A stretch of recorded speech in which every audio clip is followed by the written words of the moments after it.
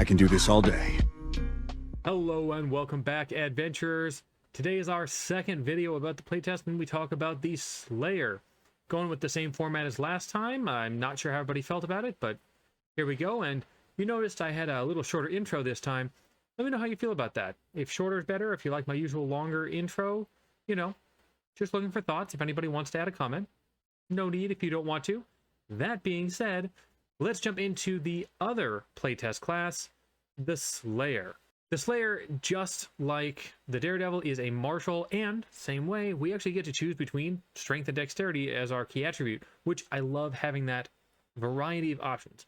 So very cool in that way. We get 10 hit points per turn plus con, which is nice. That actually puts us on par with regular full martials. So I do feel like we get a little bit more out of that. You're a little heftier. That's a win. Starting out with expert in perception, fortitude, and will. We just only get trained in reflex, so a switch between reflex and will, between this and the Daredevil. Skills, just getting trained in survival, not too like we did, but we still get 4+ int mod, which is, again, really good. Another class where I don't know that you're going to be boosting your int at all, so just glad you've got those 4. Of course, we gain our training in simple, martial, and unarmed attacks. We get medium armor here, where we only got light armor with Daredevil, so you are going to be a little heftier. You don't need as much dexterity here. So that, again, gives us more options. As we jump down here, the key terms, let's go ahead and just jump into those right now, and then we'll get to what explains those better. So we've got Relentless here. Actions with this trait, they are techniques, right, that rely on your instinct here. So you can use any action with the Relentless trait with the extra action you get from On the Hunt. We're going to get to that very quickly here, but you're going to get an option to use an extra action on given turns when you meet certain criteria. And if it's not just a single action, but the Relentless trait is on a 2 or 3 action ability, then you just remove one of those because of what you gained from On the Hunt. So you get to use On the Hunt to provide one action toward a set of actions as well. The other one is Reinforced.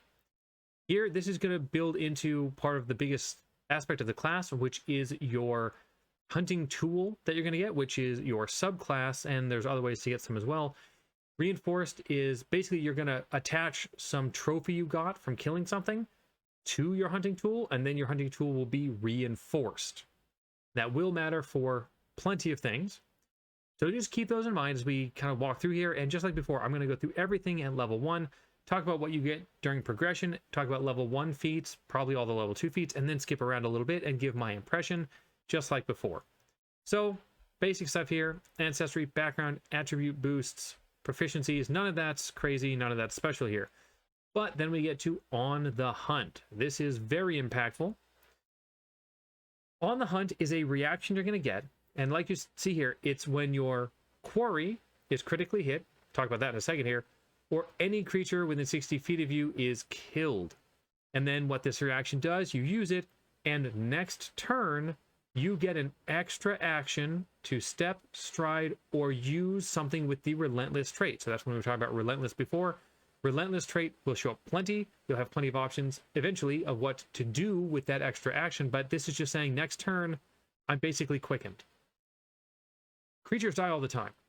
I feel like even if you don't have your quarry, and we'll get into that in a bit here, even if you don't have your quarry getting crit, creatures dying regularly is going to be extremely common. So I think you will get to use this a lot of turns in combat, and a lot of turns you will have an extra action. Powerful stuff. Then you get monster lore. This is a special lore, and we've seen other classes get things like this too, where you get a special lore, the Thaumaturge being probably the best example of this. So this is a special lore that you can use to recall knowledge about non-humanoid creatures of any kind. So definitely things you're hunting, but remember, if you are fighting humanoids, it won't work. You only get to know about their weaknesses, resistances, weakest defenses, things like that. And it can't be used for other things, right? You're not going to recall knowledge about a location or something. This is one of those auto-heightened situations, so your monster lore is going to go up automatically for you, expert at 3rd, master at 7th, and legendary at 15th level, meaning it's always good, even if you're not investing a lot of intelligence. Obviously, if you do invest a lot of intelligence because you want to be great at this lore, you will be really good, and you don't have to put anything into it. It's just good.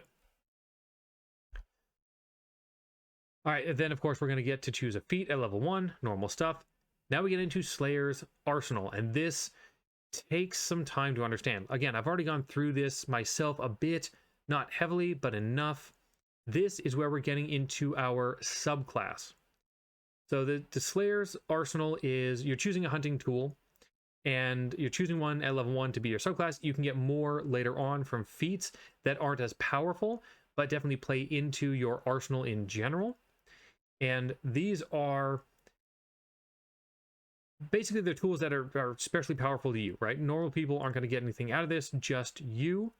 And you can replace any that you lose. So if you've got a special tool and you lose it or it breaks or something, you can get it back. It just takes downtime.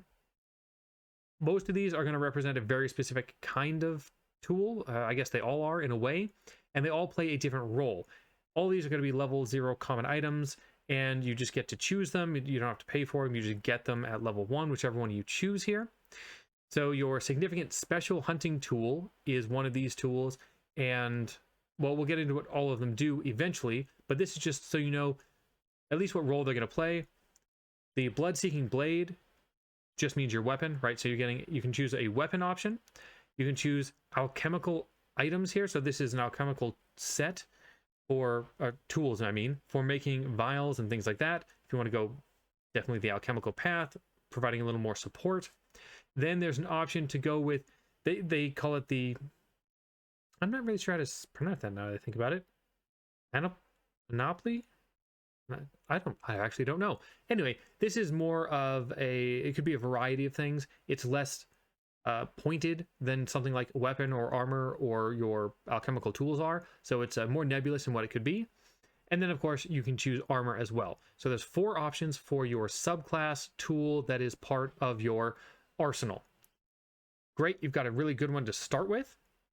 But in addition to this signature tool, which is your subclass, you can gain other hunting tools from feats, and there are some really solid ones. So you might want to really build out your arsenal. Then we've got Slayer's Quarry. So remember it came up earlier, but just like with On the Hunt, you have a quarry. The quarry it's almost like something that you're hunting like you would as a ranger, but it's got a different setup. So with your quarry, you're going to choose one creature, but you have to spend 10 minutes listening to rumors about it or researching it or something. And then after you gather all the details, the GM tells you whether or not the creature's level is equal to or higher than your own. If it is equal to or higher than yours, you can mark it as a quarry. If it's not, then you cannot. You're going to gain a +2 circumstance bonus to survival checks to track it, which is cool, and to your monster lore checks to actually recall knowledge about it. You also gain additional benefits based on your arsenal to affect your quarry. So keep that in mind when we get to discussing that subclass. There are parts that matter against your quarry specifically. You can only have one creature as your quarry at a time, and it lasts until you mark quarry again or until your level exceeds the quarry's level. In case that level up in the middle and you were equal level with, now you're higher level, that would be unfortunate, but it could happen. And if you had a quarry already and you mark a quarry, you lose the previous one and you can't have it as a quarry again for a day. So you can't just switch between them, although that is kind of hard because it's spending time, 10 minutes, in order to choose one. Now the last really big thing, and this is definitely a more complicated class, as you can see, we can claim a trophy. So how does this work? So you've got a quarry. You kill that quarry. Now you're going to take a piece of it as a trophy. You have a trophy case by default, and you can have up to 5 trophies in the case as well as a trophy applied. We'll talk about what that's all about, but you can have 5 that are unused at a time. So to claim a trophy, you have to be able to get to the remains of the creature. So if it fell in lava, well, you're out of luck. Otherwise, you're going to spend a minute gathering some sort of trophy, and the exact trophy, what its effects, I should say, changes depending on the monster stats itself. So, they give examples. A dragon's fang or hide might be what you take, a lich's soul cage, things like that. And then as you claim the trophy, you can immediately reinforce your arsenal. We talked about the whole reinforcement thing really early on. This is where it happens. So you've got those unused trophies, right? But you also have the trophies that are reinforcing your arsenal, your tools. You can only have one reinforcement per arsenal at a time, but you can reinforce whatever tools you have in your arsenal separate from each other. And now this, of course, when you take it, you can reinforce right away. And that's great. If you already had a trophy on there, you just replace it if you want to, but you don't have to. You can just go into your set of unused ones as well. And you can switch out what you're using to reinforce your arsenal with during the daily preparation. So if you want to have different effects, you can switch out the trophy you've got hooked onto whichever tool it is you're switching out for. So that's really useful. You can't reinforce or make any choices about the properties of any hunting tools except the one you reinforce with a new trophy, though. So that's when you reinforce your arsenal. That's what's happening. Okay, so that is a lot already. You took the trophies. We haven't talked about what the trophies actually do, because the trophies themselves are pretty complicated on their own, honestly. So again, we talked about reinforcing your tools. That's great, but that differs depending on what the trophy is and what you're applying it to. All trophies are going to have associated magical traditions for the purpose of your different class features and feats. If the trophy came from a creature that already had a magical tradition, like say it was an arcane dragon, it's going to have arcane. Otherwise, it's just going to default to occult, so that's completely fine. Some feats and features might also reference a specific characteristic, and that's going to depend entirely on the creature you took it from. So there's a little bit of work to make these work out. Now, the traits that your trophy has, just like general traits work in the system, it's going to have the same traits that the creature had. So if the creature had 4 traits, other than its size and rarity, all those traits are true here as well. The damage type provided by the trophy whenever it's applied to something that's going to deal damage is one of the damage types that could be dealt by the creature in its strikes. Or even if it's got non-spellcasting abilities like a breath weapon, that would also work. So a dragon with a breath weapon, you could take that as the damage type. It can also be a damage type that the creature had immunity to, and that one's very, very cool as an interesting separate option, because usually those things, sometimes they overlap, like a dragon, again, might have a fire breath and be immune to fire, but other creatures might have vastly different things of what they can do and what they're immune to. And then, of course, we talked about traditions for anything spell related. It's occult if the creature didn't have a spell tradition associated with it. Otherwise, it's got that tradition. So at first level, you get a single trophy just granted for free, which you gained, previous in your life. If you're creating higher level slayers, then you get to have an additional trophy for every 2 levels. So it's nice that it levels up with you depending on what you start at. And your starting trophy has the following characteristics of your choice. So it's either going to be from an aberration, beast, dragon, giant, or undead. They give you 4 different damage types here, spirit being especially good because it's so rarely resisted. I really like spirit as an option. And you can choose any tradition it comes from, which if you're planning out your character and you're going to have some spell stuff, and we'll talk about why that's probably a good idea, choose carefully. There's better choices than others, definitely. So great, you've got your arsenal, you've got your first trophy. Now we're talking about reinforcing your arsenal during daily prep. You're going to hook one of your trophies to your pieces, or switch them to your tools within your arsenal. Great. That's combining the 2 things together, changing up damage types, adding more benefits. You don't have to necessarily do anything at the start of the day. You just keep them as they are, but you get to switch them every day if you want to, and this will help with things like damage types. Okay. So that's a lot at level 1, and I don't think I gave the deepest explanation because it takes reading. You're gonna have to get in here and read it to understand this one. It's not that easy. It's actually one of the more complex classes at level 1, in my opinion. Otherwise, as we level up, skill feats at 2, general feats at 3, no surprise there. Skill increases starting at 3rd. Okay, we get expert in reflex pretty quick, even though we were just trained, so that's nice. I was a little worried about that, but we get it pretty quick. Ancestry feats at 5th, no surprise. Tip of the tongue at 5th rank. So this is an interesting boost here. You gain the assurance and automatic knowledge skill feats for monster lore.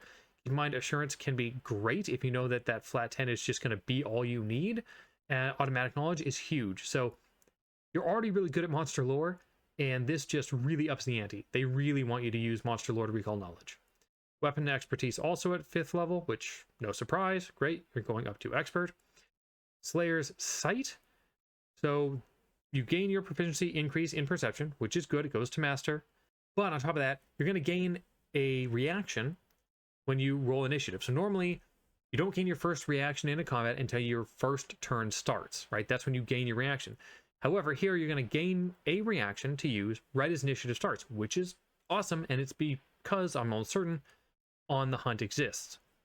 You have to use it for a Slayer feat or class feature. Again, On the Hunt is why they give this to you. So if something dies in that first round before it's your turn, you can use On the Hunt.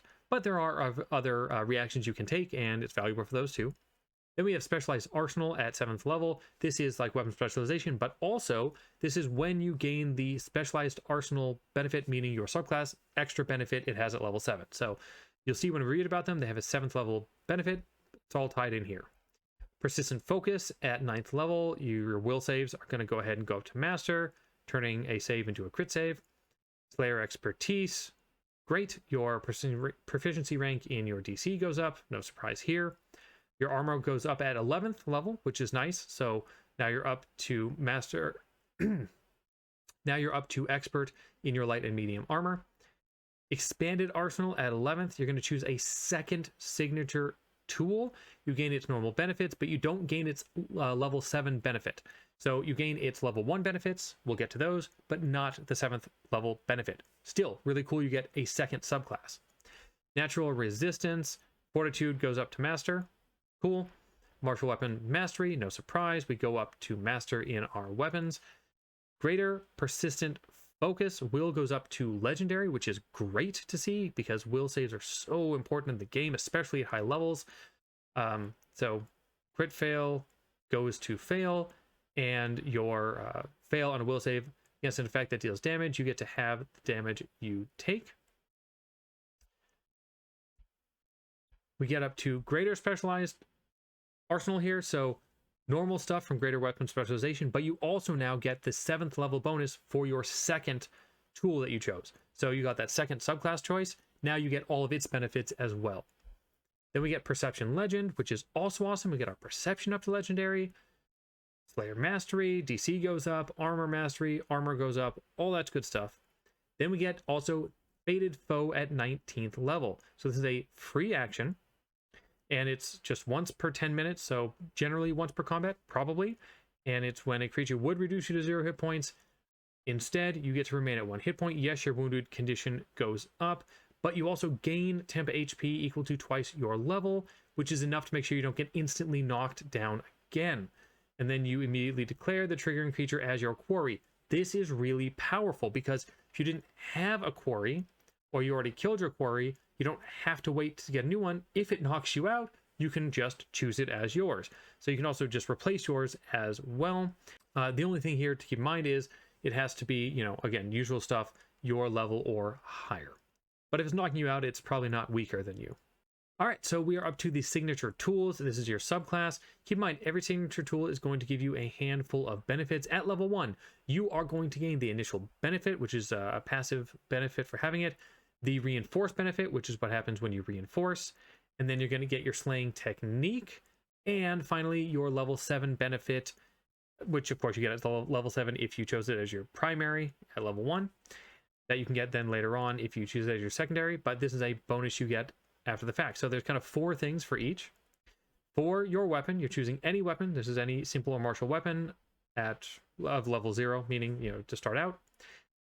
First thing, you get to ignore resistance of your quarry that they have against your physical damage from your weapon, 1 plus the number of weapon damage die. So if they are resistant, that is helpful, right? But it's only against your quarry, and they have to be resistant, so it may not come up. If you reinforce your weapon, then the first strike you make with this weapon every round is going to deal an additional 1d6 damage of the type you chose at the beginning of the day that's related to the trophy. And this goes up to 2d6 at 11th level and 3d6 at 19th. This is not against your quarry. This is just the first strike every round. So just flat damage increase when you reinforce. Your slaying technique, which is a 2-action strike here, has the relentless trait, which means you can reduce it down to 1 action because of on the hunt. Anyway, you make a strike, but the strike has a +2 circumstance bonus to your attack roll, and it ignores the target's concealed condition. This is just whatever you attack. This isn't against your quarry. This is just your strike. So that's a pretty solid strike if you want to get that extra hit or crit chance, which you probably do. It's probably worth it. And the relentless really makes it like you didn't spend an extra action here, which is really good. Again, you won't always have on the hunt, but I think you'll get it a lot. And finally, at 7th level, you're going to get access to the crit specialization effect for your tool, for your weapon. And the initial benefit applies to the resistance to damage dealt by the signature tool, not just physical damage. So if you're dealing fire damage with it, it'll apply to that as well. Also, it's going to gain the effects of either a fearsome, returning, or shifting property rune, which you choose at the beginning of the day when you reinforce your arsenal. Those are some great, great choices. All right, up to the vials. So this time you're going to be buffing your tools here, your alchemist toolkit. You're also going to gain the alchemical crafting feat when you choose this, so that's just another benefit on top of everything else here. No surprise since you're going to be crafting alchemical items. Anyway, your initial benefit, you get the chemist's eye. This has the alchemist and manipulate traits, and this is once per hour. You're going to get to drink a vial that you make with your tool here. You gain the ability to detect your quarry within 30 feet as a precise sense, so as if you could just see it for the next 10 minutes. And that's just, you just know where it is if it's within 30 feet of you, which is really, really good. You also gain 1 special vision if you reinforce this, and it's tied to the trophy. So if, say, you know, the creature, this is common, the creature had dark vision, great, you have dark vision now. Or if it had something else, cloud sight, true sight, whatever, you can gain that as well, which, if you've got a good trophy attached to this, is huge. Then you get the slaying technique, also at level 1. You get your ignition vial, so 2 actions. It's got fire, manipulate, and the relentless. Again, we're going to see that in all these, the relentless trait, so it basically acts as 1 action if you were on the hunt, and this is once per minute, so more often. You're going to drink it, and then you can blow out, well, fire. You're going to make a 15-foot cone of fire attack with basic reflex saves for the creatures in the area against your class DC. So it's 2d4 fire, but it goes up by d4 at every odd level. And if you reinforce, then it deals one of the trophy's non-physical damage types instead of fire, if you want to go with something else. So if you've got a trophy with cold, you can do cold instead. Gives you options to try to trigger weaknesses if you know what you're going to fight that day. And at 7th level, the frequency is going to change. So they just both become once per round. Now, the once per minute becoming once per round is one thing. The other one was once per hour. Basically, you can always, just at all times, know where your quarry is. There's just no concern about that. You can always pop that. But being able to do your cone of damage as a marshal, having AoE is always a benefit. Then we get the consecrated panoply. I don't know if I'm saying that right at all. Anyway, this is just some sort of item, some sort of, like I said here, a harness or coat or something that it's just got a bunch of charms on it and things like that. Could be sidearms. There's all sorts of things it could be that represent these smaller types of charms. So your initial benefit is safeguard charms. So while you're wearing this tool, then the charms are going to protect you from harm. You gain a +1 status bonus to saving throws against your quarry specifically. So that does matter. It's not against everything. You also gain a +1 status bonus to saving throws against creatures with any of the trophy's traits and against spells of any of the trophy's tradition when reinforced. Choosing your trophy on this one is really critical. Getting a +1 status bonus to saves against spells of the right tradition can be absolutely enormous. But just as saving throws against anything creatures do, yeah, these are just a massive benefit because it just has to share a trait for the creatures.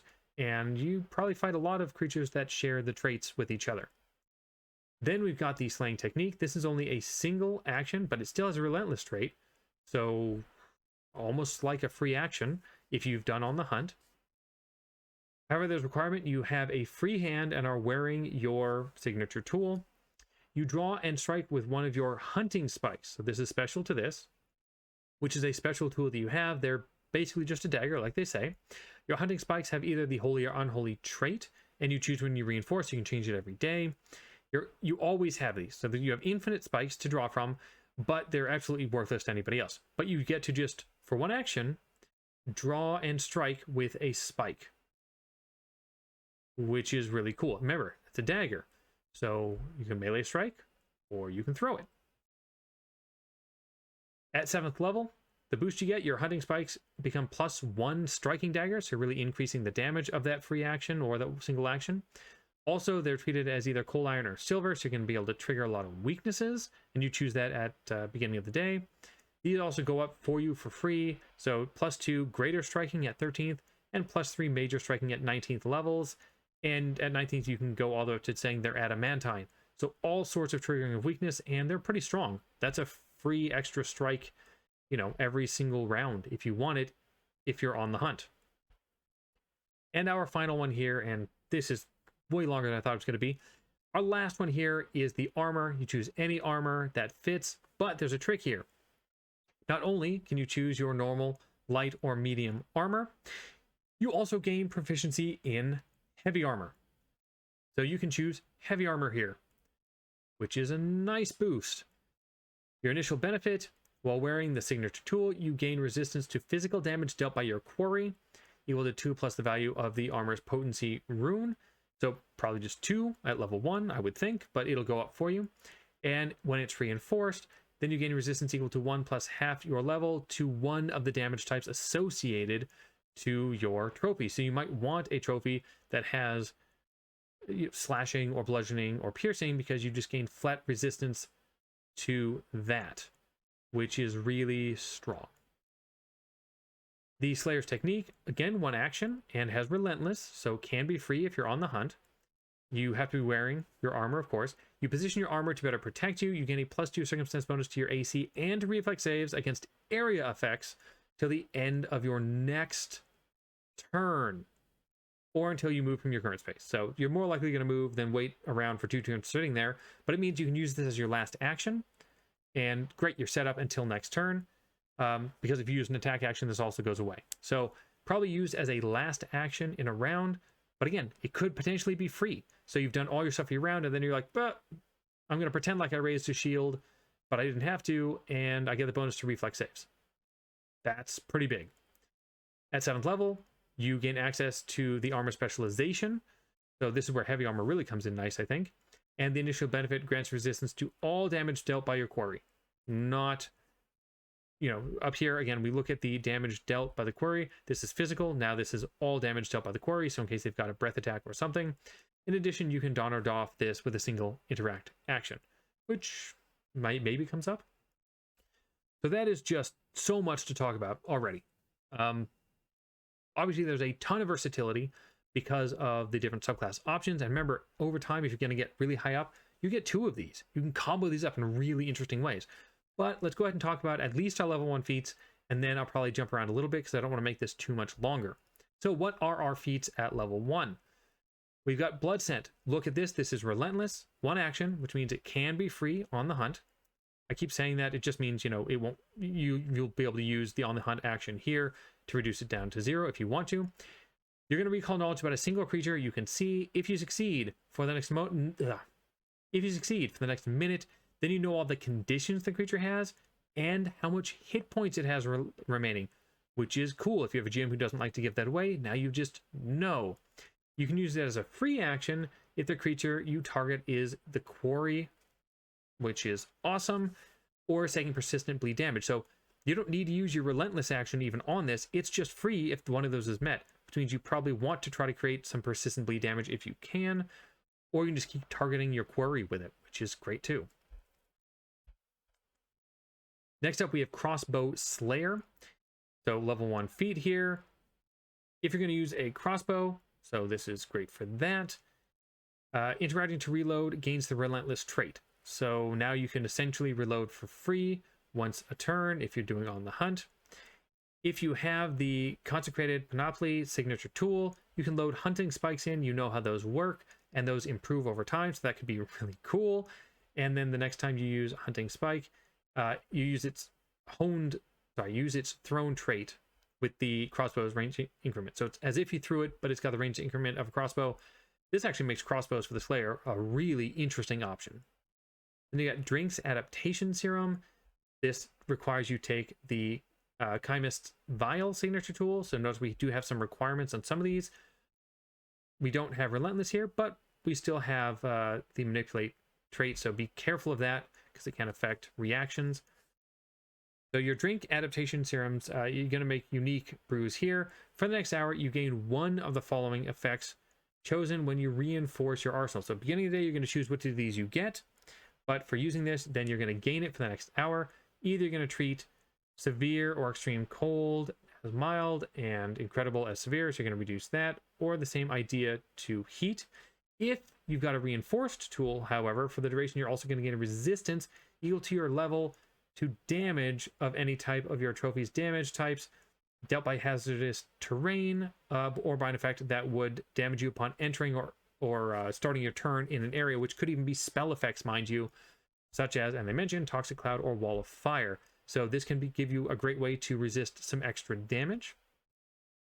We have Repelling Shield at level 1 here. This time you're getting to add another tool. So we mentioned about adding more tools to your arsenal. This is a way to do it. You're going to add a level 0 common shield to that arsenal, and you can designate a different shield as your repelling shield when you reinforce, which is nice, and you transfer your special adjustments to it. So if you happen to get a better shield or something, you can just replace it. While you raise the shield, you get a +2 circumstance bonus to your reflex saves against area of effects. So kind of like we got automatically with the armor here, but you can go a different route. But they have to be created by your quarry, and you gain the shield block general feat, and you can use it with your repelling shield in response to taking damage of the trophy's damage type while you're reinforced, not just physical damage. So you could even block fire damage or something. We get Spiked Surcoat. This requires the Warded Mail, so this is the armor signature tool. While you're wearing it, you get vicious spikes added to your armor, which is honestly pretty cool. So if you're hit by an unarmed strike or a strike within non-reach melee distance, or you're grabbed, then the attacker is going to take damage equal to 1 plus the value of your armor's potency rune. So we're not talking about a lot of damage here, but we are talking about consistent damage. And if you've got reinforced armor, of course, then you can deal an additional 1 damage of a type attached to the trophy's damage types, which could include, again, something like fire, cold, spirit, something like that. Sudden Pounce. This is 2 actions, and it's a flourish. So remember, only 1 flourish action per turn, but it has Relentless, so we can reduce the number of actions potentially. You're going to make a long jump, and if you land within melee range of at least 1 enemy, you can make a melee strike against that enemy. If you left at least 15 feet, it's off guard to the strike. So 2 actions, get up to an enemy and attack. You're going to want to use this really only if you're going to leap that 15 feet, because you want to get that off guard strike. Also, if you do that, then the 2 actions was absolutely worth it to make them off guard before the strike for the 2 actions of this. But even if it's Relentless, for 1 action, leaping 15 feet and striking is amazing. So it's a good way to use Relentless. Then we have Paired Bloodseeker, so you have to have the Bloodseeking Blade, the weapon tool. You can carry 2 identical weapons or a useful sidearm. Your signature weapon is then paired with it. So you gain a Paired Bloodseeker, right? There's a second tool, a level 0 common one-handed simple or martial weapon of your choice, and you designate a different one as your second blade when you reinforce your arsenal, transferring, so you don't have to keep the same second tool all the time, right? You can change it at the start of the day. This gains the benefit of your Bloodseeking Blade signature tool, except for, remember, you dealt extra d6s of damage when reinforced. This is d4s instead. Still, it's additional damage for a strike. It also gains the specialized arsenal benefit when Bloodseeking Blade does too, which is important. You get to use Honed Strike or anything else where you can wield or strike with the Bloodlading Blade signature tool with this instead. So just more options of how to use weapons together. If you want to dual wield, this is really cool. And our final level 1 feat is also for the Bloodseeking Blade. This time it means that you can choose a a couple different options here. If you chose a simple weapon, you can increase the die size by 1. So if you wanted to go that route, it gives you a nice damage boost. Also, you could just choose an advanced weapon instead, and you become trained in advanced weapons, and they go up whenever your martial weapon proficiency goes up. That can be huge because some of the advanced weapons are just nutty. So if you really want to go with a crazy advanced weapon, just take this as your level 1 feat and go to town. So you can see where we're at here, right? We're going to be adding things to our arsenal, new tools. There's plenty more in here. We're going to be improving our signature tools that we've got as well. There's plenty of other things here. They're going to rely on us. Well, they're not going to rely. I'd say they will oftentimes use the fact that we want to get relentless. So we're going to want to see enemies getting killed. Having a quarry, though, critting that is also fantastic. These will also change how your quarry works. Sometimes you can gain access to different quarries or make it easier to get a quarry. Instant enmity being an interesting one of that kind of thing. Once per day, if you see a creature taking hostile action against you or one of your allies, great, you can say, boom, you're my quarry now for 1 minute, replacing your previous one for the duration, and then it goes back to the old one. If its level is lower than yours, it's wasted, so be careful. But if it's not lower than yours are higher, then great. You can just use it as a quarry. So all the strikes that go against a quarry or resistances against quarry, it all works against this quarry instead. For this combat, might be really critical, but you cannot claim a trophy from this one. Still, you've got stuff that only affects your quarry. So if you studied about this creature for 10 minutes or leading up for the day and you're going on a hunt, but before you get to hunt that creature, first you got to deal with other creatures in the area, some of which are maybe higher level than you even still, or your level. You get into combat, your quarry is not there, boom, you can use this. Now you at least have a quarry to gain all the benefits against. So things like that actually do really matter. We've got lots of different things that have other effects, other ways to impact who your quarry is or how you can get a hold of a quarry, which is, I think, pretty critical here. The other things that I think are worth noting, Slayer's Tricks, and this is a feat chain, and this is, I consider, a very critical feat chain. You're going to learn 2 common occult cantrips as innate spells. Interesting here, for you, innate spells use wisdom, not charisma, because they want you to go down the wisdom path here.